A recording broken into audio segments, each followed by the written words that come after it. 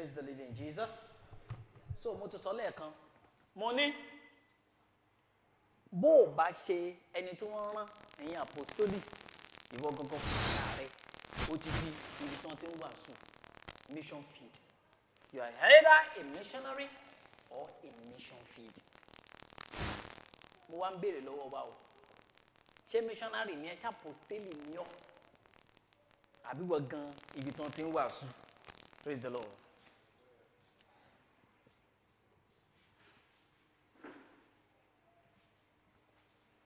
Okay, now mo sọ wípé màá sọ̀rọ̀ lórí agbára àti iṣẹ́ ìránṣẹ́. Bẹ́ẹ̀ tí màá kọ́kọ́ sọ̀rọ̀ lórí ẹ̀ ní iṣẹ́ ìránṣẹ́ torí láìsí iṣẹ́ ìránṣẹ́ kò ní ságbára.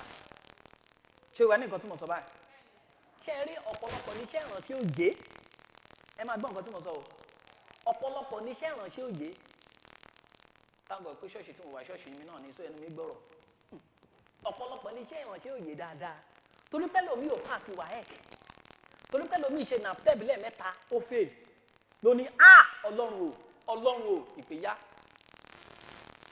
ẹlòmíì ṣe jáàmù ẹ̀dànù ni àyígbà tí mọ́tò bá kọlù yàn nígbà tí tírélà bá kọlù yàn ní jáàmù ṣe ń jáàmù ẹ̀ ó wá ní torí pọ́lọ́ ń pè ní síṣẹ́ ìrànṣẹ́ ni ló ń ṣe ń fè ẹ̀sà nígbà tó bá ṣẹ̀ sáàmù tó fè tọ́lọ́ bá gbéṣẹ́ ìrànṣẹ́ ní ẹ lọ́wọ́ tó ní fè ọ̀pọ̀lọpọ̀ ló yí òye akọ̀mọ̀ ní iṣẹ́ ìrànṣẹ́ torí ẹ̀ lẹ́lòmíì ṣe ń pera rẹ̀ ní pásítọ̀ àtúpera rẹ̀ ní pásítọ̀ àti prophet àpòpọ̀ kò sì mọ̀ pé tó bá mọṣẹ́ ìrànṣẹ́ wòlíì dáadáa wòlíì òǹgorí ìjọ àjẹbẹ́ ìjọ yẹn á fọ́ dànù ni ṣùgbọ́n ọ̀pọ̀lọpọ̀ nínú wa ṣe kárí ní iná ní gbogbo wa la fẹ́ dolókìkí gbogbo wa la fẹ́ bu jíìpù ọ̀pọ̀lọpọ̀ níṣẹ́ ìránṣẹ́ òye dáadáa torí ẹ̀ mo fẹ́ jẹ́ kí òye kó kọ́kọ́ yé wa ná tó yẹ bá yé wa àwọn àmọ́ bóyá lóòótọ́ lódodo lọ́lọ́run pè wá àbọ̀ lóhùn pè wá praise the Lord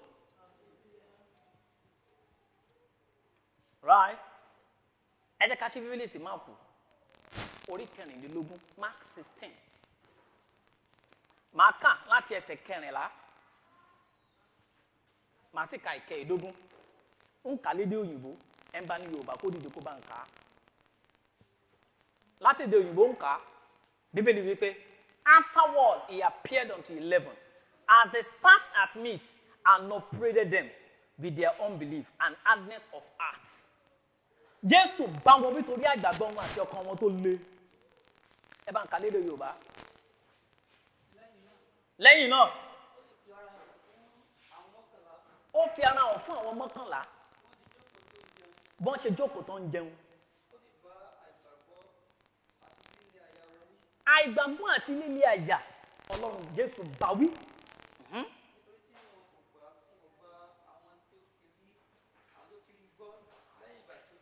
Wọ́n gbà wọn tó ti rí Jésù gbọ́ nígbà tí Jésù jíǹde. Continue.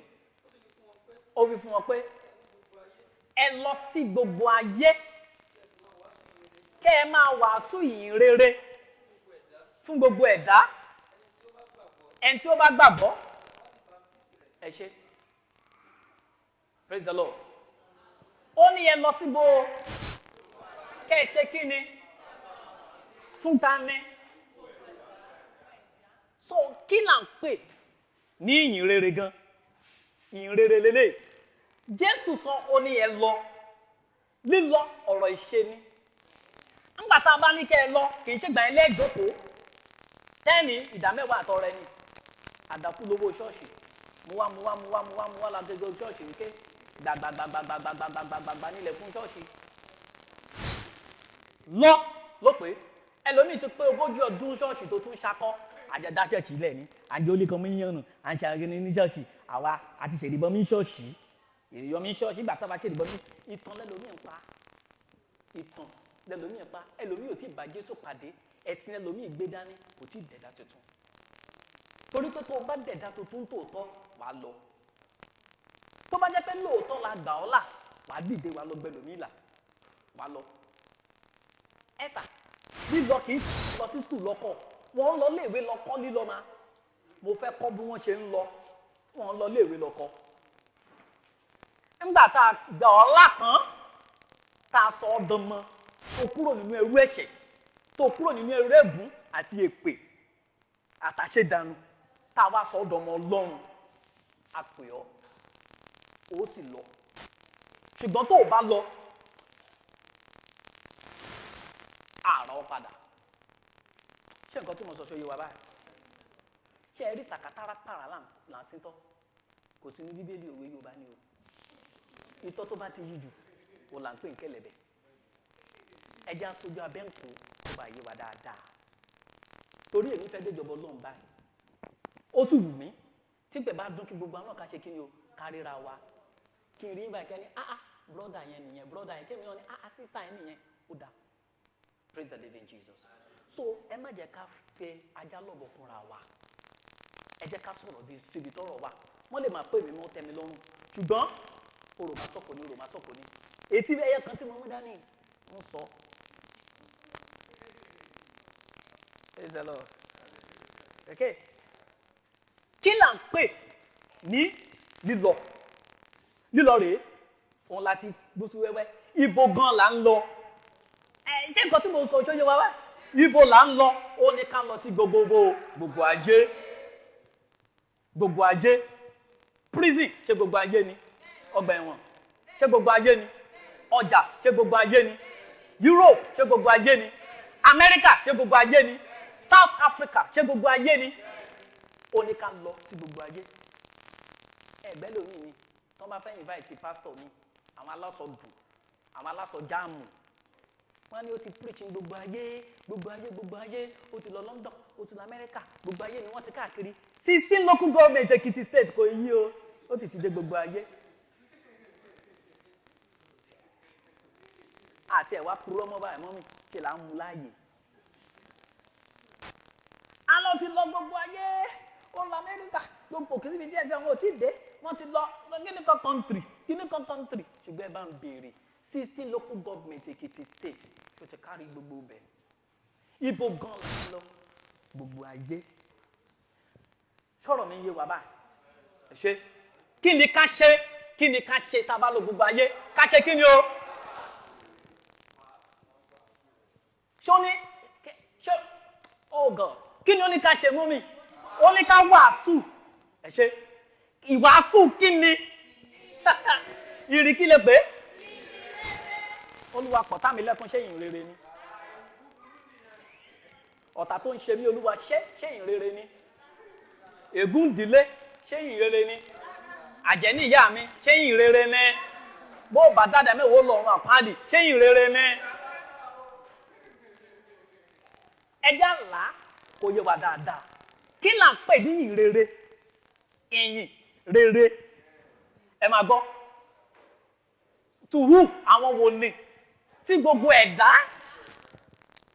ṣé nǹkan tó yé wa ṣé nǹkan tó yé wa sà ká lọ kí ni ká ṣe ká wàásù ìwàásù kí ni ìyìn rere kì í ṣe ọ̀rọ̀ náà ìyìn rere ló pé ìyìn rere ni ipe mo mú ìyìn rere kàn yín wá àbí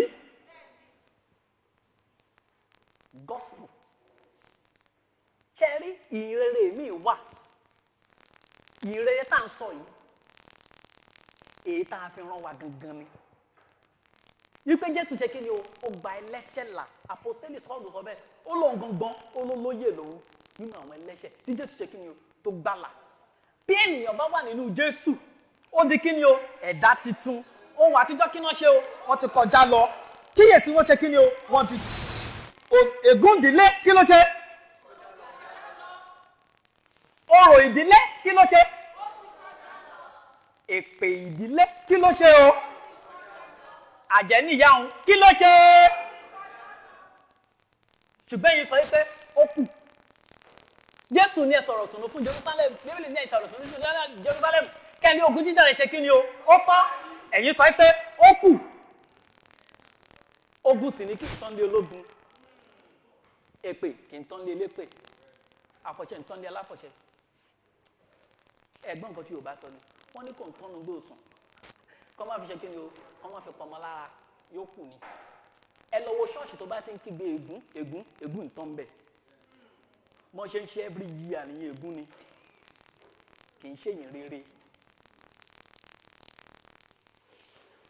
wọ́n lẹ́nìkan ni ó sọ tẹ́lẹ̀ ní ṣọ́ọ̀ṣì, ó sọ tẹ́lẹ̀ ó léèyàn mẹ́ta máa kú, ṣé èyàn rere ni? torí pé sọ pé èèyàn mẹ́ta máa kú, ẹ wá ní kán máa gbàwẹ̀, kán máa gbàdúrà. ẹ̀sà ṣe é rí nǹkan tá a bá pè ń rere kì í mẹ́rù lọ́wọ́, kì í sì mú jàyà lọ́wọ́, kì í má yà líle lọ́wọ́. ìrere máa ń fún wa ní ìrètí ògo ni. Is somebody getting it? ṣùgbọ́n kí wọ́n ní wàásù kẹ́rù bẹ̀rẹ̀ sí máa bẹ̀ kó má lè jí lóru lọ́tọ̀ kó ní ọkọ̀ mi dìde ìṣẹ̀lẹ̀ mi ọkọ̀ mi. ẹlòmíì wàásù tẹ́lòmíì wọ́n wà kò ju lórí dímọ̀ lọ, ẹ̀mí òkùnkùn. ṣé ìrere ni? ẹnìkan ló lóun fẹ́ wàásù nípa aṣòdì sí Kristi, ṣé ìrere ni? ẹ ń bá fẹ́ mọ̀ pa aṣòdì sí Kristi kí lá lọ bá alọ́bẹ̀ṣù èṣù akọ, kì í ṣe ìrere. ṣé yé wa? ṣẹ́rí oh God, ṣẹ́rí àwọn nǹkan tí ò yẹ ká máa wá ká là ń wá. nǹkan tí Jésù ní tá a jẹ́ gan nínú Jésù ọ̀pọ̀lọpọ̀ ti gbàgbé. ṣẹ́rí tá a bá ti ń wàwàkúwà á rí rí. ṣé yé wa? a fẹ́ wàásù káyà àwọn èèyàn já ṣùgbọ́n ká má fún ọ ní ìrere. káwọn èèyàn rí wa pọ́n ní pásítọ̀ bàbá wa nínú Olúwa, bàbá wa nínú Olúwa, bàbá wa nínú Olúwa. àwa sọ́ra wa di ẹrù jẹ̀jẹ̀.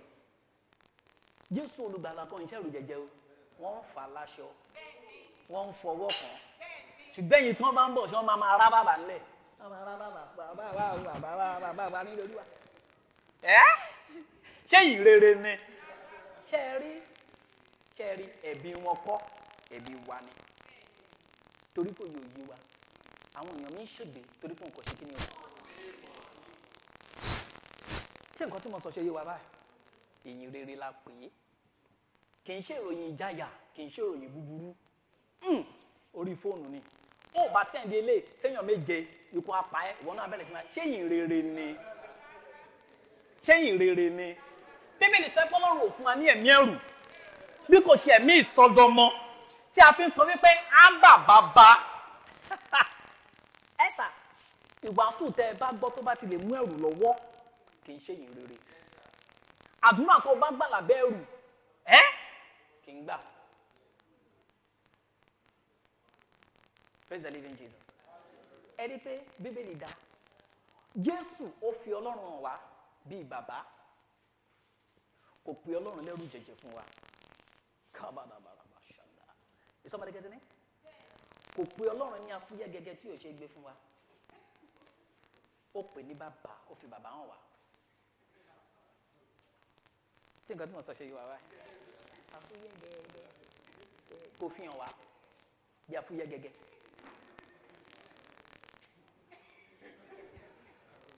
Jésù olùgbàlà kò fọlọ́run hàn wá wípé ògiri ni gbígbẹ tá a lè kọlù, àbí ṣé bẹ́ẹ̀ ló fi hàn wá? Jésù fúnra rẹ̀ ó fi Ọlọ́run hàn wá, ó ní báyìí lọ́lọ́run ṣe rí. Praise the Lord. ó lẹ́ni tó bá ti rí mi kí lórí o, ó ti rí bàbá. ó ní ẹ máa wá inú ìwé mímọ́, ibẹ̀ lẹ́yìn tí rò bóyá ẹni kí ni o, ẹni ìyàlẹ́ pẹ̀kún. wọ́n láwọn gangan ló ṣe kí ni o, ló ń sọ nípasẹ̀ mi. ṣẹ́mi pé ìgbà tó sọ bẹ́ẹ̀ kò tí ì sí Matthew, Mark, Luke, John. Genesis sì Malachi ló ṣì wà, ẹ lọ wá ẹ rí Jésù ń bẹ. ìgbà tẹ́ bá ti ń wá Bíbélì, ṣe rí Bíbélì fúnra rẹ̀ Jésù ni. ṣé nǹkan tí wọ́n sọ ṣe yé wa? kò fọlọ́run wá wípé àfúyẹ́ gẹ́gẹ́ ni, kò fi hàn wá wípé òun lè dùnmọ̀ tó ṣojú ọ̀run màrú rárá, kò fi bẹ́ẹ̀ kọ́ ló fi hàn wá. mo fẹ́ béèrè lọ́wọ́ wa, báwo ni Jésù ṣe jẹ́ sí ọ? báwo lọ́lọ́run ṣe jẹ́ sí ọ? ó pè ní bàbá. torí ẹ̀ ló ṣe fún alẹ́ mi ìsọdọmọ, ẹ̀mí mímọ́ ló ń jẹ́ mi ìsọdọmọ. so gbogbo ìgbà la lè ṣe kí ni o, la lè lọ bá bàbá. kì í ṣe nínú ẹ̀rù, nínú ìfẹ́, ẹ ṣe mọ́ mi nínú Olúwa, nínú ìfẹ́ pẹ̀lú ìrètí. Bíbélì sọ pé Kristi nínú yín, ìrètí kí ni o? ẹni tó ń gbé inú mi kí ló ṣe o. Bàbá ló fi hàn wá o, kò fẹ̀rù jẹ̀jẹ̀ hàn wá. Aṣòro kọlù bí ògiri gbígbẹ, nǹkan Jésù fi hàn wá o. Àfúyẹ́ gẹ́gẹ́ kan ló fi hàn wá. Ó lọ kọrin kése láì ṣe pé ń ṣe pé fọlọ́ ẹ máa rọ́lọ́ ìfin o. Kí ló fi hàn wá? Màá wá sọ nǹkan kan fún wa nígbà tí Jésù lọ. Nǹkan ẹyọ kan péré ló fún wa. One thing, máa fi nǹkan yẹn wá. Nǹkan kan péré ni Jésù fún wa. Kò fún wa lóróró, kò sì fún wa láṣọ. Nǹkan ẹyọ kan péré ló fún wa. Ṣé rí? Ha! Jésù jẹ́ kó yé wa. Ọ̀pọ̀lọpọ̀ ni wọ́n ti tàn jẹ. Ẹlòmíì wà lábẹ́ àbò báyìí tí pásítọ̀ tó ń ṣáṣu sẹ́wà ẹ̀. Lábẹ́ àbò torí kò ní ìmọ̀.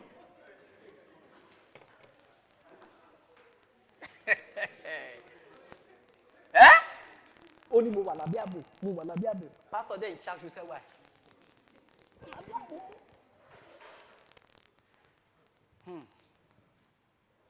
Praise the Lord. Kí là ń pè ní ìrere? Ìrere là ń pè ní ìrere náà ni. Kí ni ìrere o? Jésù olùgbàlà. Ìwàásù tá a bá wà tí ó bá sí Jésù bẹ́ẹ̀, ara wa là ń tàn. Kì í ṣe ìrere. Ṣé rí? Oh God. Ṣé mọ̀ pé àwọn ìwàásù kan lè wà tẹ́ ẹ lè wà láàrin àwọn babaláwo? Àwọn àpá pásítọ̀ kan máa ń lọ sí ọ̀dọ̀ àwọn babaláwo tá wàásù bẹ́ẹ̀. Tí wọ́n á dẹ̀ dúpẹ́ lọ́wọ́ ẹ̀. Tí wọ́n á dẹ̀ bá wá nǹkan.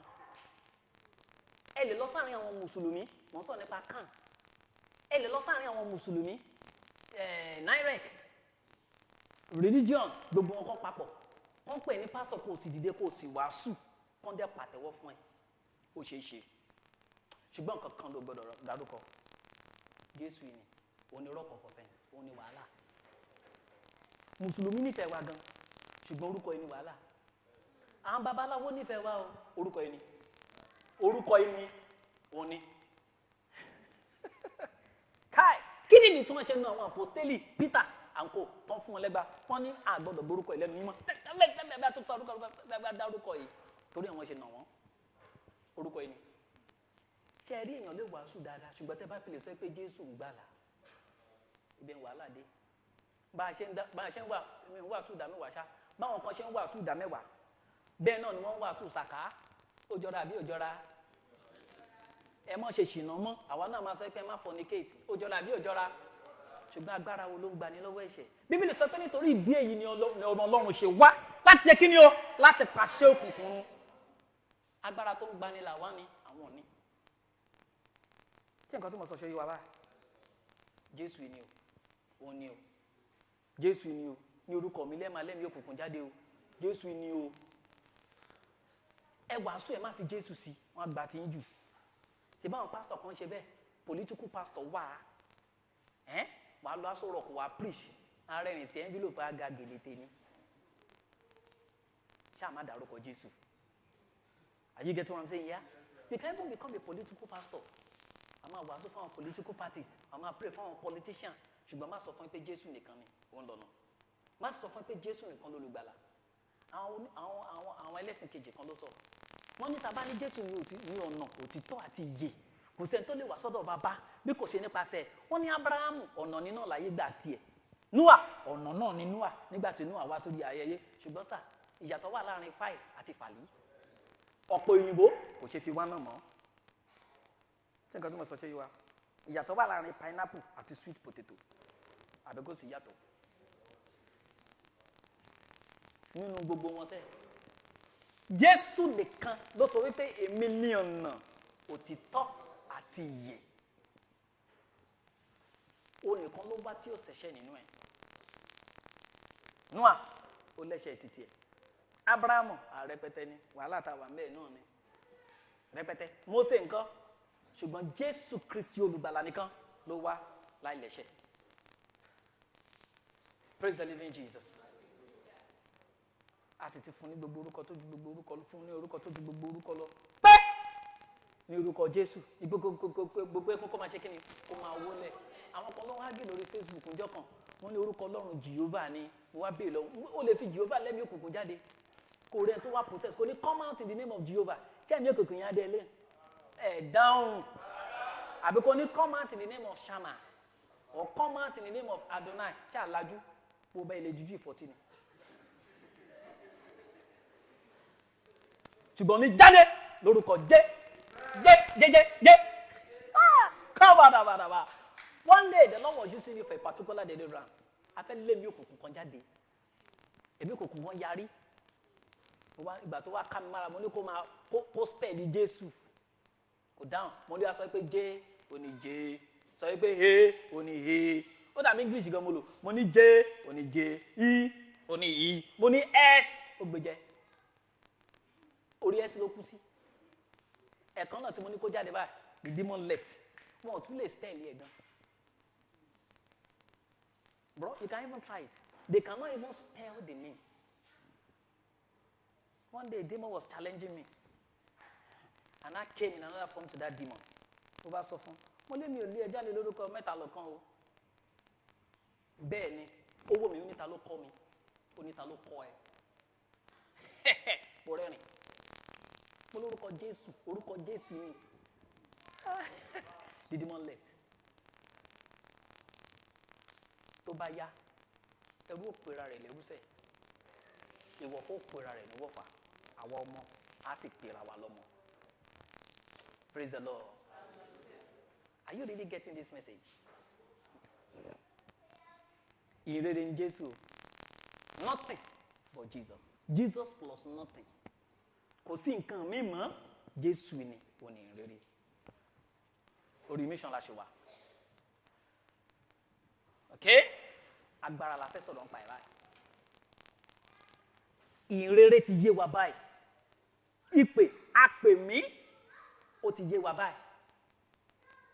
Ṣé rí tí ìpè bá dájú sà? Ó ní sọ pé o fẹ́ joyè pásítọ̀ kó máa ṣe rice kó máa sìn kó máa gúnyán kó máa pàtí bàbà orókè wà wà Olúwa mi lè ṣe bá mi ṣe pẹ̀lú omijé lójú ni. Torí àkókò yìí nínú ìjọ àwọn èèyàn kàn gbọ́ wàásù ní ayé wọn ò yí padà. Nígbà táwa kéré tẹ bá gbọ́ wàásù níbi àwọn yóò mọ̀ lami lójú ni. Ṣé nǹkan tí mo sọ ṣe wá? Àwọn yóò mọ̀ lami lójú ni. O tí ní sọ pé máa bọ̀ wájú láti wá fàyè wọn fún Jésù táwọn èèyàn máa jáde táwọn máa fàyè wọn fún Jésù. Ṣé yé wa? Ìgbà míì láwọn ṣọ́ọ̀ṣì ní tán bá ti lè parí tí pásítọ̀ ṣorí ọ̀fẹ́ àwọn èèyàn lọlé mọ́ o. Wọ́n á dúró wọ́n bẹ̀rẹ̀ sí ní máa gbàdúrà olùgbàlàgbà mi. Ṣùgbọ́n sìn tá a bá parí ìjọ kí ló kù? Àwọn oníṣòwò ó ti dúró, àwọn ní sóyámì kí ó ti dúró, àwọn ní yígọ̀ tí ó ti dúró, ẹlòmíì fọ́tò mi ò mọ ìyá tá a bá parí ṣọ́ọ̀ṣì.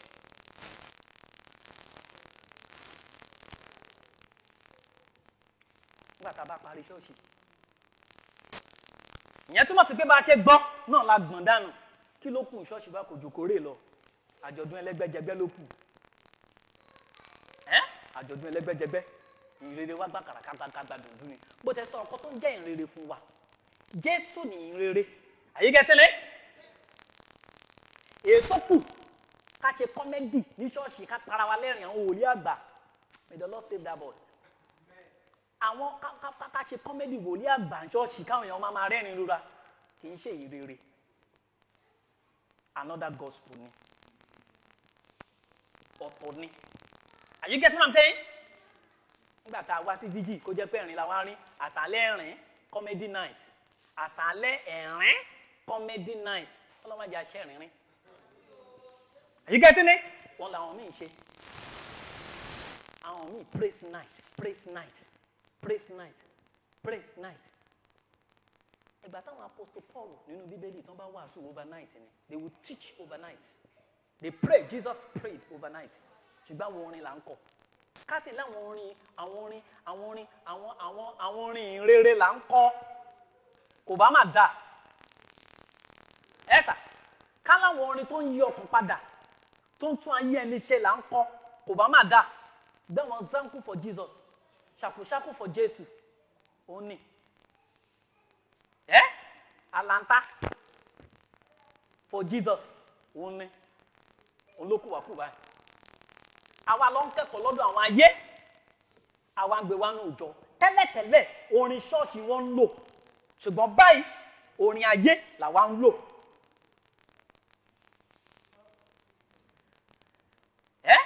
Àwa ń gbọ́ àwọn orin àjèjì ní Síónì, àwọn orin Íjíbítì là ń gbọ́ ní Síónì, àwọn orin Bábílónì là ń gbọ́ ní Síónì. Gbẹ́sẹ̀ ìwọ ọmọ Ọlọ́run lórí ẹ pé ṣá gbẹ́sẹ̀ for Jesus. Àwọn ijó wọn àpáàdì, àwọn ijó bíi ijó pé wọ́n fi iná bọ̀yàn lára, òun la wá ń jó, là ń jó bí ẹni pé wọ́n fi iná gun lára nínú ṣọ́ọ̀ṣì. Là ń ṣàpùṣàpù, là ń kírọ̀sì ọwọ́ bí ẹni pé wọ́n ń dè ṣẹ́kẹ́ṣẹkẹ̀ lọ́wọ́, ṣẹ́kẹ́ṣẹkẹ̀ ńwájú, ṣẹ́kẹ́ṣẹkẹ̀ lẹ́yìn, wọ́n wá làwọn síta nígbà tí wọ́n pa àgbò tán, wọ́n wá rànjú nínú ṣọ́ọ̀ṣì. Ichabod, ògo ti sọ, ṣàpùṣàpù ló kù. Káì, kí mo sọ ta? Ògo lọ, ṣàpùṣàpù ló jẹ́ kí ni o? Oyè làwa fi ń dẹ́rù bara wa, ń fànà tí ṣe pé fún ọ. Ń fìpè mi bá yé ẹ jẹ́ ìpè, ń fìpè bá yé jẹ́ Ọlọ́run kọ́ ló pè ẹ́. Kí n bó pé ìrere la pé, ìgbọ́ kí máa fi ìrere, ó mọ̀ ìgbà tá a pè mí ṣá, ìgbà tá a pè mí, ìgbà wọ́n pè yín sá. Ẹ kẹ̀dẹ̀ gbà mí kẹ́ ẹ máa fòróró, àmì òróró ṣẹ̀rù bàyàn. Kì í ṣèpè, Ọlọ́run kọ́ ló pè ẹ́, Jésù kọ́ ló pè ẹ́. Àmọ́ kí bí Ọlọ́run ìpè o, Ọlọ́run ṣé tí ẹ di ni? Ọlọ́run ìpè o, Ọlọ́run ẹni tó dé tí ṣé ò lè gbọ́ràn, Ọlọ́run tó bá jẹ́ pé wọ́n ló pè mí, kò pè ẹ́, toró ti bẹ̀rẹ̀ sí ń doubt. Bẹ́ẹ̀ni, kò pè ẹ́, tó bá jẹ́ pé wọ́n ló pè mí, Olúwa, bó bá jẹ́ pé wọ́n ló pè mí. Ẹ sà, ẹ jẹ́ fẹ̀tẹ̀ sílẹ̀ káyé pàlàpàlàpà Ọlọ́run pè yín sà. Àárọ̀ ọmọ ọba kámárì dáǹsákì lára ẹ̀, ẹ ń bá tẹ̀jẹ̀já àrùn lára ẹ̀, bó bá tarúurú àrùn lára ẹ̀, ó bá ta pọ̀ mọ́mọ́, kò jẹ́ gbé pamọ́, àrùn. Ẹ sà, kò nídìí láti sọ kí ni o, kò nídìí àti sọ. Wọ́n wá ní Ọlọ́run ìpè o, bó bá jẹ́ pé o ló pè mí, máa fi àmì òróró mi ṣépè fún ẹ. Ó ti mọ̀ ẹ̀pọ́ lọ́nkán ló pè é, ní kò ṣe, kò lè ràn ẹ́. Torọ́ lọ́nkán ló pè é. Is somebody getting what I'm saying here? Ṣé rí Ọlọ́run pè wá sínú ìrẹ̀lẹ̀ ni? Mo fẹ́ kí n dàbí Jésù nínú ìwà pẹ̀lẹ́, ìpè tó pè wá nìyẹn, ìpè ìrẹ̀lẹ̀. Ẹ jẹ́ n sọ kọ́kọ́ fún wa lénìí, àṣírí kan kí n fi hàn wá. Ṣé rí nínú Bíbélì, a kì í mọ àwọn ìránṣẹ́ Ọlọ́run pẹ̀lú òye wọn, ìṣe wọn la fi mọ̀ wọ́n. Torí láì sọ pé ìṣe àwọn àpòstólì, ìṣe ẹ̀mí mímọ́ nínú àwọn àpòstélì, ó là ń pè é. Àkókò lọ. Ẹ bá tètè fún ní táìmù. Ṣùgbọ́n a máa wà ní Pọ́ọ̀lù àpòstélì, kì í ṣe àpòstélì Pọ́ọ̀lù, ìṣe. Torí gbà míì tí n bá pé mi sábà fẹ́ máa pe Pastor Wálé ní Pastor Wálé.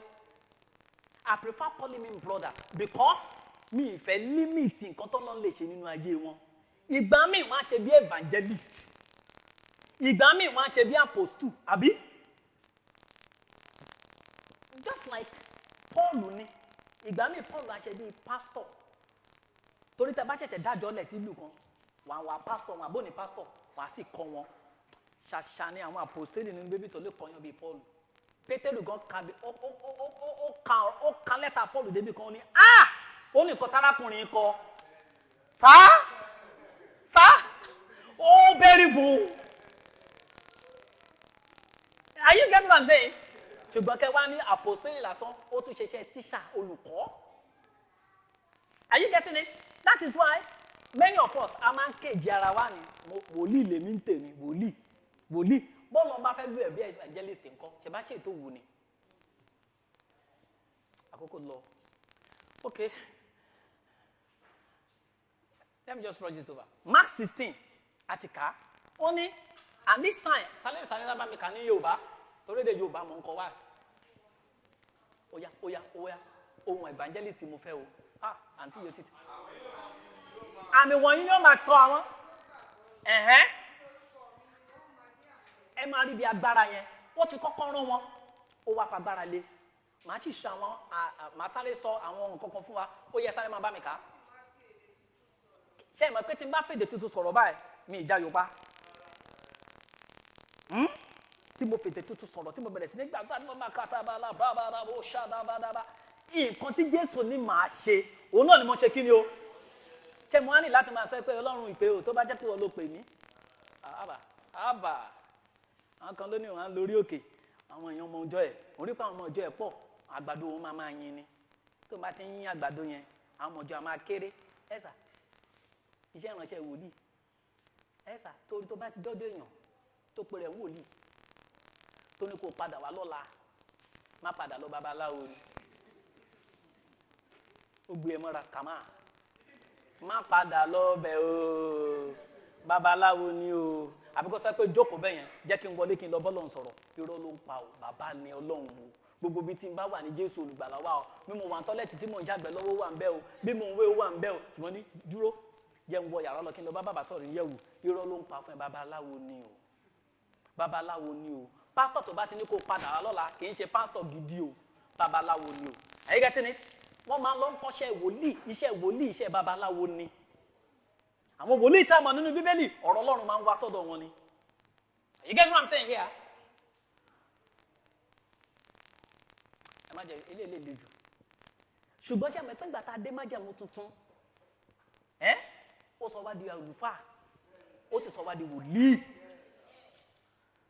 gbogbo wa ni Hébérù orí kìíní Hébérù kìíní ẹsẹ̀ kìíní ó sọ pé Ọlọ́run tó ti ń bá àwọn bàbá wa sọ̀rọ̀ pẹ̀lú àwọn wòlíì ta ló ti ń bá a sọ̀rọ̀ nípa ọmọ nípa Jésù olùgbàlà ló fi ń bá wa sọ̀rọ̀ báyìí ẹ̀gbọ́n tó wọ́n bá ṣe sọ pé ó dìgbà tó bá tó dórí òkè kádùrà tó gbà ara ẹ̀ ló ń tàn o àyíká tí ni ó ìbá Jésù olùgbàlà pàdé ó yẹ má bá mi ká lọ á máa fèdè tuntun sọ̀rọ̀ kíákíá àgbèjò lọ́wọ́ tá a bá mú nǹkan tó lóró kì yóò pa wá lára agbára ni ó yá àwọn ọlọ́kùnrin á gbọ́ lé wọn kàdàdàdà ara wọn á sì já nígbà tó bá wọn sọ̀rọ̀ tán a sì dá lọ sókè ọ̀run ó jókòó lọ́wọ́ tún Ọlọ́run wọ́n jáde lọ ẹ máa gbọ́ wọ́n wá jáde wọ́n bẹ̀rẹ̀ sí ní gbọ́ràn wọ́n jáde wọ́n bẹ̀rẹ̀ sí ní wàásù gbogbo Ọlọ́run bá wọn ṣiṣẹ́ ó ń fìdí ọ̀rọ̀ náà kalẹ̀ àmì ń tẹ̀lé ìyẹn túmọ̀ sí pé God bless you ó lè jókòó sílé kó ní kámi máa tẹ̀lé ẹ wàá dìde wàá jáde tó bá jáde kì í ṣe pé òun wà máa pé àmì wá ẹ bá ń kọ̀ntrol aláàmì yẹn kì í ṣe pé wàá pé àmì wá àmì á máa ṣe kí ni o á máa tẹ̀lé ẹni bí ṣọ́ọ̀ṣì kan tí mo gbọ́ ni onítọ́lọ́run ò bá move àwọn á move Ọlọ́run if God is not moving we will move God wọ́n bẹ̀rẹ̀ sí ń lọ ń ṣoògùn wọ́n bẹ̀rẹ̀ sí ń ṣe gimmicks àmì ìfẹ́ electric wire àtàbẹ̀ ṣọ́ọ̀ṣì wọ́n gbé rọ́ọ̀gì lé bá ti gbẹ́sẹ̀ lé tó bá ti tẹ̀ nǹkan kan bá ṣọ́ọ̀kì ẹ̀wà lóòrè wá ní this is the anointing rọ́ ṣọ́ọ̀kì ẹ̀ ń lò ṣọ́ọ̀ṣì àmì ògùn ni àmì ìlọ wẹjú tọ́lù bá fara wọn àwa á move Ọlọ́run ṣé bẹ́ẹ̀ ni ṣe ṣe ká ó ní bàbá ṣe ń lọ ní àmì àmà ṣe kí ni yóò mọ tẹ̀lé wa right another one okay ẹ wo John orí 20:22 and when he had said this he breathed on them and said unto them receive the Holy Ghost ẹ máa rí pé kí Jésù olùgbàlà tó lọ mo fẹ́ sáré rán wa létí nǹkan kan ó kọ́kọ́ ó mí sí àwọn ọmọ ẹ̀yìn ipe kí wọ́n gba ẹ̀mí mímọ́ ṣé nígbà gbé ìta bá ń ṣe Holy Ghost baptism fún yàn we can breathe on them we are only following what Jesus Christ did Jésù ṣe bẹ́ẹ̀ àwa náà ń ṣe bẹ́ẹ̀ ṣé ẹ̀ gẹ́ẹ̀tì mọ̀mọ́ ká ní mo fẹ́ gbàdúrà fún yàn báyìí kó gba ẹ̀mí mímọ́ ó yá receive the Holy Ghost tí mo fàtẹ́gùn sẹ́ni yẹn mo máa rí pé tí n bá ṣe bẹ́ẹ̀ iṣẹ́ ìjà máa ṣẹlẹ̀ nínú ayé ẹni yẹn ẹni yẹn lè bẹ̀rẹ̀ tí ń fèdè tuntun sọ̀rọ̀ torí pé bí Jésù ṣe ṣe nìyẹn ṣé ẹ̀ gẹ́ẹ̀tì gan tí mo sọ àwọn ọmọ èyí ti kọ́kọ́ gba ẹ̀mí mímọ́ ní Jòhánù níwèé Jòhánù okay ní Jòhánù orí 20:22 wọ́n ti kọ́kọ́ gba ẹ̀mí mímọ́ ẹ wá máa wo Luke orí 25:49 and behold Jésù sọ fún wọn ó ní ẹ máa wo I send the promise of my Father upon you ìlérí bàbá mo rán sí yín ipe tárí yìí ẹ bá mi kà ní èdè Yorùbá kí ẹ má lọ sí rédí túmọ̀ ó yá Luke 24:49 ẹ bá kọ́kọ́ rí ní kó bá ń kà lédè Yorùbá sì kíyèsí mo rán ìlérí bàbá wọ́n ní kẹ́ ẹ jókòó ní Jerúsálẹ́mù títí àwọn fi agbára wọ̀ yín láti òkè ọ̀run wá. Jésù kìlọ̀ fún wọn, ó ní ẹ jókòó ní Jerusalem ẹ jọ̀ọ́ nítorí Ọlọ́run. Títà fún wa fi agbára wọ̀nyí nínú òyìnbó á sọ pé ká kárì. Ẹ tọ́lẹ̀ sàn, kì í ṣe pé lónìí mo fẹ́ bẹ̀rẹ̀ sínú máa wàásù láìsí agbára Olúwa tẹ́bọ̀ o. Olúwa tẹ́bọ̀ ń bẹ̀ o. Praise the living Jesus. All right? Another thing that I quickly want to share with you. Ẹ wo Acts, iṣẹ́ àwọn apostoli orí kìíní, ẹsẹ̀ kẹjọ bí ènìyàn sọ pé ẹ̀yin ò gba agbára. Nígbà tí ẹ̀mí mímọ́ bá bà lé yín, ẹ̀mí mímọ́ ti kọ́kọ́ bà lé wọn ní ìwé Jòhánù. Nígbà tí Jésù gòkè lọ sọ́run, ó sọ fún wọn, ó lẹ́yìn ò gba agbára. Nígbà tí ẹ̀mí mímọ́ bá bà lé yín, ẹ̀yin ó sì máa jẹ́ ẹlẹ́rìí mi. Ìyẹn túmọ̀ sí pé wọn ò lè jẹ́ ẹlẹ́rìí dáadáa láìsí agbára ń bẹ. Kí ló sọ wá di ẹlẹ́rìí? Agbára ni. Ṣé nǹkan tí mo sọ ṣe yé wa báyìí? Ṣé ẹ rí tẹ́ bá ti ka ìtàn Methodist Church? Kì í ṣe John Wesley ló sọ wọ́n di Methodist. Nígbà tí wọ́n rí pé bí Jésù ṣe ń ṣe làwọn ará John Wesley ṣe ń ṣe ni wọ́n ṣe wọ́n ń pè wọ́n ní Methodist. Òun ló di denomination lẹ́ni ni wọ́n ṣe ń pè ní Methodist. Bí àwọn Christians tí wọ́n pè ní Antioch nínú ìwé Acts of Apostles, bí Jésù ṣe ń ṣe ni wọ́n ṣe ń ṣe ìṣe là ń pè bẹ́ẹ̀. Ṣé yé wa ní nǹkan tí mo sọ yẹn? Jésù sọ fún wọn, ó ní ṣé mi pé ta bá ní ẹ jẹ́ ká jáde ká lọ wàásù, wà á kọ́kọ́ béèrè lọ́wọ́ ara ẹ ṣé mo lágbára. Bó bá lágbára ó kàn lọ waste time ara ẹ lọ ṣe wàásù ni o. You get what I'm saying here? Ṣé nǹkan tí mo sọ ṣe yé wa? Ìyẹn túmọ̀ sí pé tó bá sọ̀rọ̀ Ọlọ́run, ọ̀rọ̀ Ọlọ́run ò ní túmọ̀ lẹ́nu ẹ. Ẹ tí ibi tíyàn ti ń wàásù de kíyàn máa rẹ́rìn. Ẹgbẹ́ kúrò mbẹ́. Ṣé ẹ̀ pẹ́ lómi tó bá gun orí àga wàásù wà á máa pòṣe ni. Àgàgà tó lọ jẹ́ vigil, wọ́n ní oorun yá. Oorun yá, oorun. Ẹlòmíì irú bíi ló máa ń target ní vigil. Tá ara sórí kọ́. Nígbà tó jẹ́ pé tó bá wàásù kò múná jáde, kò múná dóko. Ìwàásù ẹ̀gbọ́n ò pátátá. Ìmàásù ò pàbẹ́là. Do you understand? Ṣùgbọ́n wọ́n míì tó máa fi lè gba microphone. Ẹ máa rí pé everywhere máa change, atmosphere máa change. Ta ló ti rí? Ẹ máa gba agbára Ọlọ́run délé ni. Ṣùgbọ́n lómi tó bá ti lè gba microphone, brother yìí ni. Wọ́n lọ́n. Tó bá jókòó síbi tó ti lè sùn, wọ́n máa wo bí ní pé kádẹ́ ni mo tètè dé ni. Ká ni mo tètè dé ni Ọlọ́run brother yìí ni. Ẹ lè pé tẹ́lómi bá ti gbá mọ́ ẹlòmíì lọ lé nìyẹn. Ìgbà tí ó sì nánú, tí ó ṣàgbára. Ṣé ẹ rí ẹjẹ́ àṣẹ òtẹ́rọ̀ fúnra wa ń bí ibi tọ́rọ̀ wa? Ọlọ́run ó ti sú. Àwa tá a pẹ́ra wa lónìí gbàgbọ́ tá a ní nánú ó ti sẹ́ lẹ́hùn. Kò gbọ́ná kò tutù kí lónìí àṣẹ.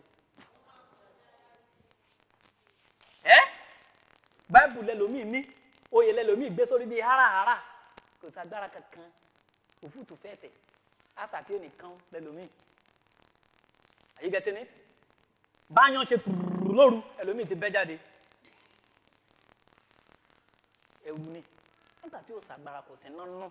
Praise the living Jesus. Ẹ̀yin ó jẹ́ ẹlẹ́rìí mi. Ìyẹn túmọ̀ sí pé a lè jẹ́ ẹlẹ́rìí tòótọ́ láì ṣàgbára Ọlọ́run nínú wa. Tó lè lóye sọ pé ẹ dúró ní Jerusalem. Carry ye in Jerusalem until you endue with power from on high. Tí tá fi agbára wọ̀nyí, ẹ dúró. Ṣé ó yé wa ní nǹkan tí mo sọ báyìí? Ìyẹn túmọ̀ sí pé tí n bá pẹ́ra mi lónígbàgbọ́, á lágbára mi dà. Àbí? Praise the living Jesus.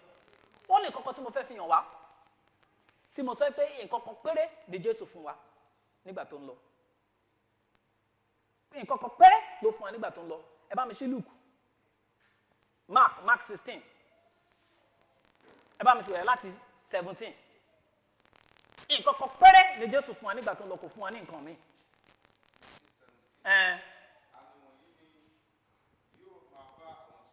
Kí ló lá máa bá àwọn tó máa gbàgbọ́ lọ? Ó tó. Kí ni Jésù fún wa nígbà tó ń lọ? Kò jù bẹ́ẹ̀ lọ. Sit down. That's the only thing that he gave us. Kò fún wa lóróró. Kò fún wa ní góyà. Wọ́n kàn jẹ́ kó ní góyà máa tà ní ṣá. Òróró yàlà yòlò. Wọ́n kàn jẹ́ kó tà ní. Góyà mi 200 naira. Àwọn mi àtà 500. Àwọn mi àtà ní 1 billion.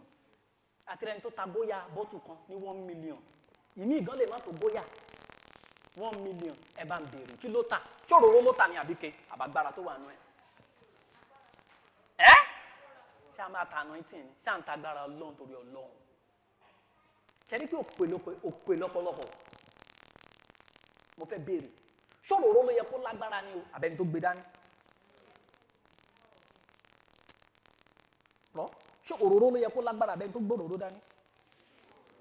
wọ́n pomi kan ní holy water ni omi mímọ́ ta ló yẹ kó mọ́ ṣómi ló yẹ kó mọ́ ni àbẹ́ni tó gbé lọ́wọ́ scammer wọ́n pọ̀ ṣọ́ọ̀ṣì tó jẹ́ pé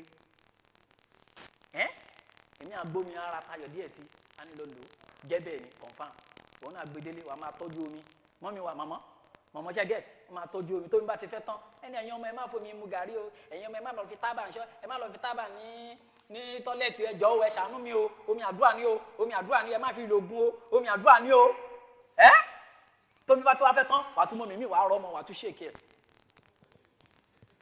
ó pè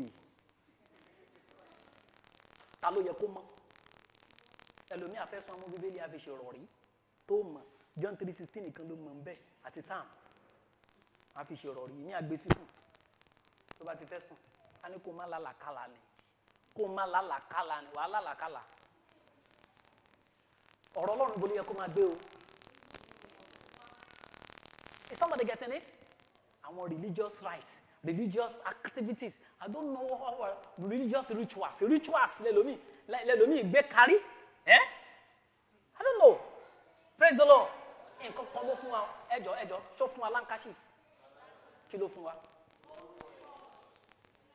ẹnìkan náà ló fẹ́ lọ ṣe interview ìjọ kan ó ti ń lọ lọ́nà Èkó ló bá rántí pé wọ́n gbàgbé mantu sílé ó padà lọ mú mantu láńkáṣì ẹ̀sà ṣé tó bá ń tàn wá náà ṣe yẹ ká máa tanra wa ni ẹ̀sà aṣọ tí Elijah tó fi nu Elisha ṣé àǹkáṣífù nẹ́ẹ̀ nígbà tó ń bá pé àǹkáṣífù máa tún fún ẹ ṣe é ṣe pé irọ́ ti wọ̀ ọ́ irọ́ ń bírọ́ ni àbí wọn ẹ̀sà irọ́ ń ṣe kí ni o wọn náà wá gbé dání wà ní mantu àwọn ṣọ́ọ̀ṣì tí ò dẹ̀ ń lo ẹ̀kọ́ ń wá àwọn ṣọ́ọ̀ṣì tó ń lò lẹ́ ń lọ ẹlòmíì nǹkan tá a ṣáà rí bí òrìṣà ìbọ̀rìṣà ṣá la gbé kan rí omi pure water kan wọn á pẹ̀lú pure water kan àti gbàgbọ́ ẹ̀ bó bá ní gbàgbọ́ ò ní mú pure water lọ́wọ́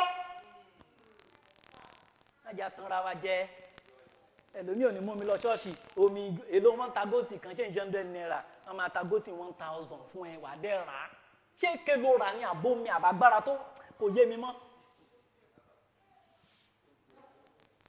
wọ́n gba ènìyàn wọ́n gba àgbàwọlẹ̀ àgbàtẹ̀ ìgbà wọn pásítọ̀ tó bá wá bá ìta ní I pray for you in the name of the Lord Jesus kò ń tẹ̀yìn lọ́rùn bí pásítọ̀ bá tún pray tán ní pásítọ̀ ẹ̀jọ̀ kí lẹ rí ẹ̀ rí nǹkan kan ẹ̀jẹ̀ rí nǹkan pásítọ̀ tó wà bẹ́ẹ̀ yẹn ó máa ń rí nǹkan kí ló dé tẹ̀yìn ò ṣe kí ń rí nǹkan ẹ̀ rí ò tẹ́ bá rí òní lọ what's wrong with us akànjẹ́ onígbàgbọ́ àfẹnujẹ ni bí Jésù sọ wípé ó ní àwọn wọ̀nyí wọ́n fẹnu wọn súnmọ́ mi ṣùgbọ́n kan wọn kí ló ṣe o ó jìnnà sí mi ọkàn ló jìn ìjọ la ní àní Jésù pastor la ní àní Jésù my pastor is bien pastor mi ti ra jet pastor mi ti ra jeep òun la ní òun ló kùwàkù báyìí wà àní Jésù praise the Lord kí ló fún wa sà àbò fún wa lóróró ni màá parí nsìn mo mọ̀ pé time sí ọ̀pù ẹ jẹ́ ká sáré wo Paul's account Paul ni ó ní I am not ashamed of the gospel of Christ because it is the power of God unto salvation ṣe ẹ sà what saves nǹkan tó ń gbàyàn là kò ju ìyìn rere lọ testimony ẹ̀rí ká máa jẹ́rìí sápá Ọlọ́run kì í gbàyàn là o mo jẹ́rìí sápá Ọlọ́run kì í gbàyàn là ká dáwọ́ àdàkú lówó ṣọ́ọ̀ṣì kì í gbàyàn là o pásọ̀ kan ló sọ fún wa ó ní ẹ̀yin ọmọ ìjọ ẹ̀yin ní kókó wa á kà yín pé ní àkàkú lá kà yín. ẹ̀gbọ́n kan tí Paul sọ ní Kọ́ríńtì ó ní and my speech and my preaching was not with enticing word of man wisdom ó ní kì í ṣe fún tàn yín ó mesmerize yín ó ń tàn yín pẹ̀lú oríṣiríṣi training àbúkọ́ yẹn náà tó pọ̀ ní ṣọ́ọ̀ṣì báyìí à ń tàn wọ́n pẹ̀lú wọ́n wá pa àwọn tó mọ̀rọ̀ sọ dáadáa àwọn orator wọn kò wá ṣọ̀ wọn máa fún yín lọ́rọ̀ motivation wọn máa motivate ẹ máa kígbe ẹ máa kígbe jẹ ìtajábù jẹ kì í ṣe motivational speaking ní Apostle Paul salvation gospel ló preach ẹ wá rí kó ti pọ̀ rẹpẹtẹ báyìí ó ti pọ̀ rẹpẹtẹ ó ti pọ̀ motivation ni wọn máa ké and you know that motivation will only appeal to your soul it will not touch your spirit man kò ń wá kínyẹmí ara motivation ló jẹ́ kẹ́ lómi lọ ṣe yahoo. You must be rich by force this year. èmi àlọ́ máa ṣe yahoo àlọ́ máa ṣe forex àlọ́ máa ta tẹ́tẹ́ èmi àmà gbé Chelsea àmà gbé Arsenal àmà ta pool náírà bet àmà praise olúwàjọ jẹ́njẹ́ olúwàjẹ́njẹ́ o mẹ́pẹ́ tó bá ti ń ta tẹ́tẹ́ ó máa ń tẹ́ ni ayé ń tẹ́tẹ́ ń dà kò yí ẹni. All right, only and my preaching was not with 10,000 but with demonstration of spirit and power. Apostle Paul bá ń wàásù iṣẹ́ ìgbàlà ń ṣẹlẹ̀. Are you getting it? Afọ́jú ríran kì í ṣe ìta máa ń ṣe kiri lẹ́yìn tá lẹ̀ sí pósítà afọ́jú ríran àrùn arìn àdè mítìn afọ́jú òní ríran àrùn òsì ní rìn ẹ̀ kí ń rírí. Kí lẹ pé bó ṣe wá ló ṣe lọ kí ló tún kù? Praise the Lord. I'm going to show the next movie now. I'm through with my presentation. Brethren, I am challenging you. Bó lágbára, èṣù fi ẹsẹ̀ sìn you. Ayé agbára la wà yìí. Are you with me? You pray in power. Don't just move to the next movie. Or don't play it yet. Are you getting it? Ayé agbára la wà yìí. Are you with me? Ṣé ẹ rí? Mo fẹ́ béèrè lọ́wọ́ wa. Wọ́n á béèrè dáadáa lọ́wọ́ àwọn èèyàn. Wọ́n sì béèrè ń bí. You know, I'm into children and youth ministry. Mo máa ń béèrè question kan lọ́wọ́ wa, béèrè lọ́wọ́ wa. Ẹ jọ̀ọ́, èèyàn mélòó lẹ́rù bóyá orin Naira Marley máa mú lọ sọ́run àpáàdì? Wọ́n ti pọ̀ jù. Orin Naira Marley, èèyàn mélòó lẹ́rù bóyá máa mú lọ sọ́run àpáàdì? Ok, ó tẹ̀ dá. Orin Wizkid nǹkan, èèyàn mélòó lẹ́rù bí? Orin Zatan ìbílẹ̀. Èèyàn mélòó lẹ́rù bóyá máa mú lọ sọ́run àpáàdì? Ẹ̀ dáhùn. Èèyàn mélòó? Kò ṣe kà. Egungun be careful. Èèyàn mélòó lẹ́rù bóyá ìkan náà ló kọrin kankan. Ẹni báwo ló ṣe kọ́? Ó ní àwọn ọmọ táyé wọn ti rún. Àwọn ọmọ táyé wọn ti ta. Ó ń lo karamata. Naira Marley. Ó tún máa ń polówó ọkùnrin karamata. Mọ̀ nǹkan tó ń jẹ́ karamata. Oògùn gbọ́kọ́gbọ́kọ́ ni. Ó tún máa ń polówó ẹ̀. Àwọn táyé wọn rún. Mo preach in school kan ni mo ní àbáyé yín tún rún ni wọ́n ní rárá. Mo lábàáyé yín ta wọ́n ní rárá. Èèyàn mélòó lórin Naira Marley ó mú lọ́rùn àpáàdì o? 100, 200, 1 million, 2 million. Mo wá fẹ́ béèrè lọ́wọ́ ẹ̀. Ṣé ìwọ́gun ò sí ń bẹ̀? Ṣé ó sì ń bẹ̀? Ṣé ó sì ń bẹ̀? Sopi, àwọn eléyìí ń jó sopi. Ṣé ó sì ń bẹ̀? Mo wá fẹ́ béèrè lọ́wọ́ ẹ̀. Èèyàn mélòó gan láti pàṣẹ lọ́run rere? Nígbà táwọn yẹn bá ń ṣiṣẹ́ tó ń làágùn fèṣù, o lè jó sáńkú láì jẹun dáadáa. Àló fẹ́ jó sáńkú, àbò fẹ́ jó bẹ́sẹ̀, ò jẹun yó. Àbò fẹ́ jó ibú God láì jẹun, àdákú. Àwọn ilé wọn ṣiṣẹ́ taratara fèṣù, àjò làágùn ni, ijó igbó, ijó cocaine, ijó skúṣì. Wọ́n á jó, wọ́n máa làágùn fèṣù láti lè kó èrò lọ sọ́run àpáàdì. Ẹ lọ wo àwọn ọmọ wa ń sìn. Ẹ lọ wo àwọn ọmọ wa. Ẹ dẹ̀ mọ̀ àwọn ọmọ yìí, many of them Davido, Olamide, many of them wọ́n wá church o, wọ́n ṣe youth, wọ́n ṣe teenager, wọ́n dẹ̀ ṣe children. Bó torí pé àwọn church wa lágbára láti kì wọ́n mọ́lẹ̀, wọ́n fọ́n dànù. Àwọn ló ń fún church in problem báyìí. Ijó wọn làwọn ọmọ wa ń jó báyìí church. Tẹ́ bá ti rán àwọn tó ti ń kórè lọ, mo dé church school kan. Mo kọrin kan orúkọ orin yẹn ti sáfà mi. Ó yá, hey my Jesus, ebube. Ṣọ̀kí eléjò ni. Ebube dike. Ebube. Ṣọ̀kí eléjò. Nígbà tẹ́ bá ráwọn èèyàn tó bá bẹ̀rẹ̀ sí ń cross ohun ọba bí ẹni pé Olúwa cancel orúkọ kúrò nínú ìwé yìí. Cancel. Bó ẹ̀sà béèyàn bá pass ní class kí ni wọ́n á ṣe? Wọ́n á ṣe bí eléyìí. Àbí béèyàn bá fail kí ni wọ́n á ṣe? Ìwọ náà wá cancel ọwọ́ fọ́lọ́run. Ọlọ́run máa wo cancel ẹ̀ pa. Ijó ṣẹ́kẹ́ṣẹkẹ̀. Ijó ṣẹ́kẹ́ṣẹkẹ̀. Ayé ìgbà kan la zonto. I don't know. Ṣé bá ṣe máa wò ní Tẹ́ṣù Adégbògo? Ṣé bá ṣe máa wò ní Tẹ́ṣù Adé gba ṣọ́ọ̀ṣì mọ́ wa lọ́wọ́? Àwọn tó ń pọnra wọn ní Boko Haram ní tó ń pọnra wọn ní kẹ́nẹ̀. Ṣé ẹ pẹ́ torí pé ìrere kọ̀ láti lọ bẹ̀? Làwọn kan lọ bẹ̀ wọ́n kó bọ̀ fún wọn.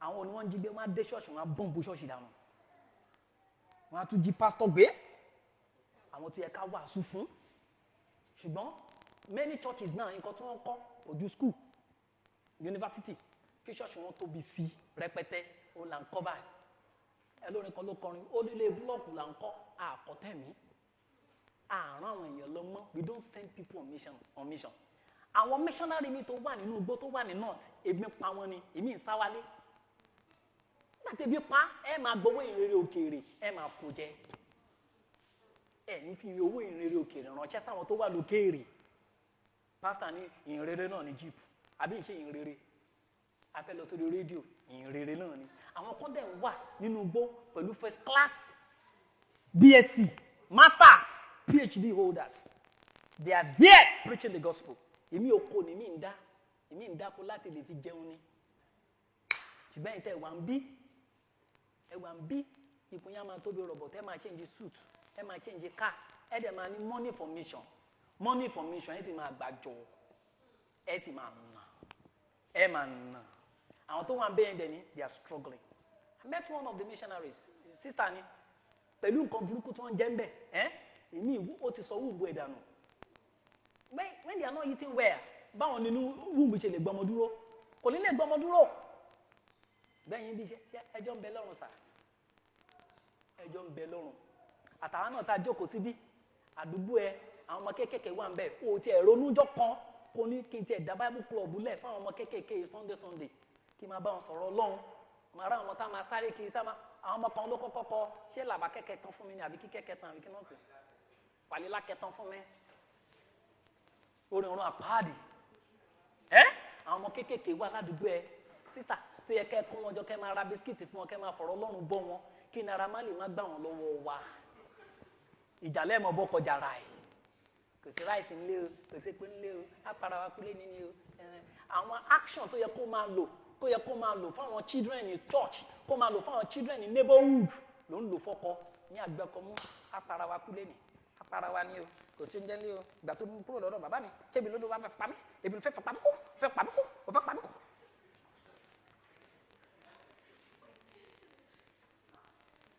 ọkàn dẹ̀ ń ṣègbè lójú wa báyìí adẹ̀wọ̀n àrẹ́rìn ìyà ọkàn wa dẹ̀ balẹ̀ bọ́ ẹ̀yin ò tiẹ̀ lè gbé chálẹ̀ kẹ́ bẹ́ẹ̀ tiẹ̀ ní owó ra mẹ́gà fún kẹ́ jí dàrọ́ kùtùkù ọkọ̀ aago márùn èlú lọ wàásù kẹ́ jí lórí bẹ́ẹ̀ kẹ́ ẹ fàyè yín fún Jésù torí ìjọba Ọlọ́run kẹ́ bẹ̀rẹ̀ sí ń wàásù bọ́ọ̀bà lẹ́mìí mímọ́ ọ̀run àpáàdì ló ń lọ ẹ̀yin kẹ́ tí wọ́n ṣe yín wọ́n ní kra ẹ̀ àsímọ́ tí la gbẹnu dákẹ́ ṣọ̀ ṣé bá ṣe máa wò ní tẹ́sí gbogbo ṣọ́ọ̀ṣì lẹ́lòmíì ti fẹ́ wá active kò fẹ́ wá active fún gbòòrò kó dé ṣọ́ọ̀ṣì kó máa ṣe mímọ́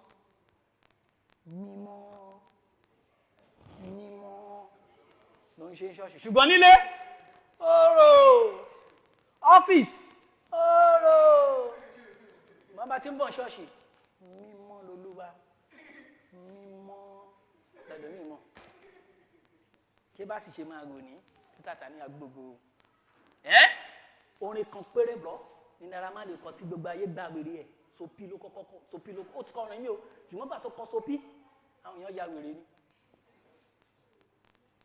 ijó masturbation àwọn èèyàn ya wèrè everywhere sopi everywhere orin kò kọ ẹ̀yọ̀ kan péré abọ́ nǹkan àwọn èèyàn dẹ̀ ya wèrè kí ló dé táwọn èèyàn mo ń sọ fún àwọn ọkọ̀ mẹ́ta àbá ṣọ́ra bọ̀bọ̀ ẹ̀ máa popular ju Holy Spirit lọ bro àwọn èèyàn ti ń wọṣọ ẹ̀ Malian wọ́n ti ní group ẹ̀ ní school association ti ń wà Malian mo gbọ́ nípa school kan tó jẹ́ pé àwọn obìnrin ibẹ̀ tó ṣe Malian ó ní ọjọ́ tí wọ́n máa ń wọ́n dis lọ school tó bá wọ́n dis dé school bóyá Wednesday Friday tó bá ti wọ́n dis dé school máa yọ pants yọ bra everything ni a ní àmì Malian wọ́n láwọn ò ní respect àwọn ò kí ń lo bet tí bá sì ṣe máa wò ní kí ló dé tẹ́lẹ̀tẹ́lẹ̀ tá a bá sọ̀rọ̀ ìyìnrere ó máa ń pọ̀ tọkàn àwọn èèyàn ni táwọn èèyàn bú sẹ́kún agbára ìyìnrere dà ọ̀rọ̀ ló kù bó tó wòró ló kù kákan máa sọ̀rọ̀ ṣáá ni àsọdálẹ̀ bíi tipa àwọn máa kàn ń gbòòrò dálẹ̀ nígbà tí tipa bá fẹ́ lu yẹpẹ̀ bí ẹ̀rọ ọlọ́gì lẹ́yìn ìgbà yẹn kan kò sàgbára à sọ̀rọ̀ lórí ẹ̀mí mímọ́ àwọn èèyàn ní gbàgbára ẹ̀mí mímọ́ ẹ ṣàtún mọ́ gbọ́ wa ṣá à sọ̀rọ̀ nípa àjọbọ ọ̀run àwọn èèyàn ní sọ pé àwọn ti tán àti ìjọba ọ̀run à sọ̀rọ̀ lórí ẹ̀ṣẹ̀ àwọn èèyàn ní sọ pé àwọn ti tán láti fẹ̀ṣẹ̀ lẹ̀ ẹ̀ṣẹ̀ tá a preach lẹ́ni Sunday náà láti preach next week Sunday nígbà tí ó ṣàgbára tó ń gbanilà Bíbélì sọ pé the word of God is living ọ̀rọ̀ Ọlọ́run níyè ó sì lágbára ó mú ju ìdàjújà olójú méjì lọ ọ̀rọ̀ Ọlọ́run lẹ́nu rẹ̀ ṣó mú ọ̀rọ̀ Ọlọ́run lẹ́nu mi ò mú rárá kò sharp kò lè cut I pray after movie. Yeah. Begin to give yourself to Jesus. Pray. Tell the Lord.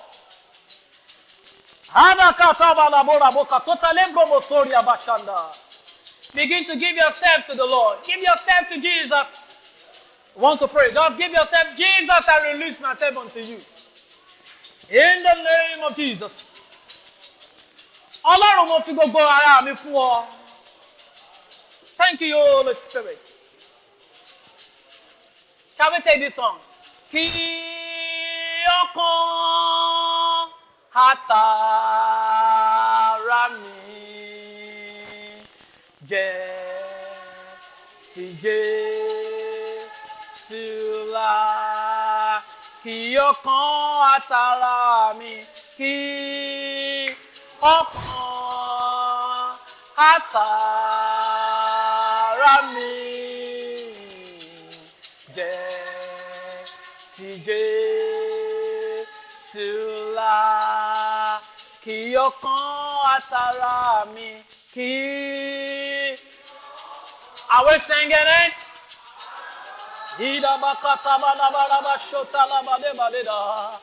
Jẹ́ ti Jésù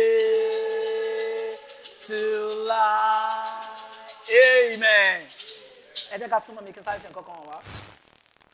Ṣé rí ìgbà míì wà you can be available for God and not be usable by God. Ṣé nǹkan tí mo sọ ṣe yé wa? O lè fi ra rẹ̀ hàn fọlọ́run kọ́lọ́run wọ ẹ̀ báyìí kó lò ó lè lò ẹ́. Àyíkẹ́ tí ní ọ̀pọ̀lọpọ̀ ló ń wá ṣọ́ọ̀ṣì tí ó wúlò òótọ́ ló ń wá ṣùgbọ́n kò wúlò. Ohun èlò tó náà fẹ́ ṣe wá ní ohun èlò tó lọ́lá. Ẹlòmíì ìgbà tíjọba bá ti lò yọ tó rí táyà tíjọba ti lò tọ́ táwa máa ní Olúwa lò mí mo dé. Alókù. Olúwa lò mí nígbà tó ti 65. Ẹ̀sà Bíbélì sọ pé rántí ẹlẹ́dàá rẹ̀ nígbà ìwé rẹ̀. Ṣé rí ìgbà tí mo clock 40 tí mo pé 40 years inú mi bàjẹ́ mo wẹ̀ ìmọ̀ ní kí mo tí ì ṣe what have I done? Tí mo worí mi tí mo bẹ̀rẹ̀ sí ń rí irun funfun inú mi bàjẹ́ omi fẹ́ máa jábọ́ lójú mi.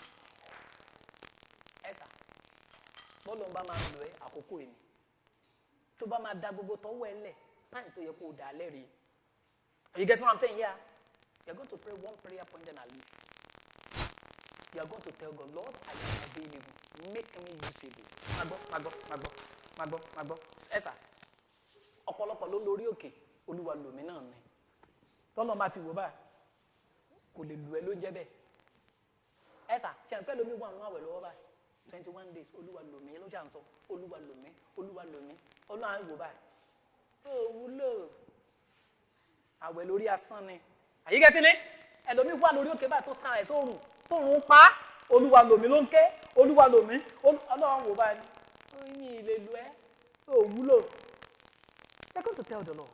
Ẹlòmí fẹ́ jẹ́ kí iṣẹ́ ìrànṣẹ́ kó gbòòrò. Are you with me? Ẹlòmí fẹ́ wàásù kápá àwọn èèyàn gbọgbẹ́ kán bẹ̀rẹ̀ sí ní máa sunkún kán ní Olúwa mo fẹ́ fayé mi fún Jésù. Ṣùgbọ́n lóòótọ́ ló ń gbàdúrà Ọlọ́run ní òun ò lè lò ẹ́. Ó lóun wúlò òótọ́ lóun wá lóòótọ́ òun wá òun máa kí rẹ́gísítà ṣùgbọ́n náà lóun wúlò. Kí ló wà nínú ayé ẹ̀ tó fi wúlò? Let us start from there. Kí Ọlọ́run kí ló ń wò nínú ayé mi? Tó fi Ọlọ́run lè lò mí. Jésù gbà mí. Bíbélì tí a sọ pé nítorí díẹ̀ yìí lọ́mọ Ọlọ́run ṣe wá láti pàṣẹ òkùnkùn mi. Kí mo gbé dání tọ́lọ́run wò. Tó ń bọ Ọlọ́run nínú jẹ́ tọ́lọ́run sọ pé ò lè lò mí. Jésù ṣàánú fún mi gbà mí. Are you telling the Lord? Ida kata ta ta ta. Rabo soka tuta lembro motoria. Ida kata bashada balaba roba sota lemba kata gada. Ọlọ́run kí ló ń dí ọ lọ́wọ́? Jésù kí ló ń dí ọ lọ́nà nínú ayé mi? Maraba kata balaba roba soka tuta. Fàánù rẹ gbà mí Jésù. Fìfẹ́ rẹ gbà mí Jésù. Adeke tuta lema roba kanda bareba shanda. Embro mosori bakanda balabalaba. Thank you, Father. In Jesus' mighty name we are praying. Èmi ni kó lò fógo rẹ, Olúwa.